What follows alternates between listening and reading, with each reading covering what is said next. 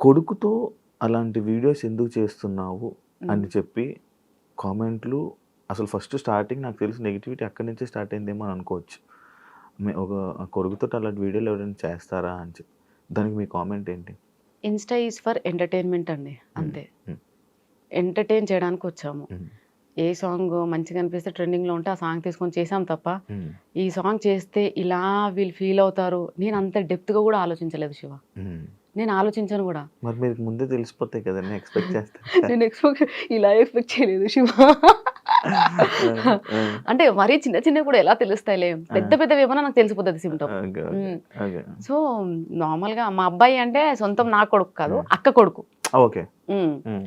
అక్క కొడుకు కాబట్టి వాడొచ్చి పిన్ని ఈ రీల్ బాగుంది చేద్దామా చేద్దామా అంటే ఓకే నాన్న నేను రెడీ అయినాను కదా చేద్దాం.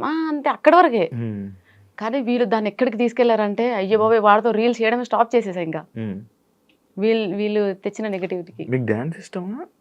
ఇష్టమండి. ఎప్పుడు నేర్చుకున్నారా ఏమైనా? ఏం నేర్చుకోలేదు. మరి ఎలా వచ్చింది ఊరికే మీకంత టైమ్ పాస్ మంచిగా? అంతే. అంత మంచిగా ఎలా వచ్చింది డాన్స్?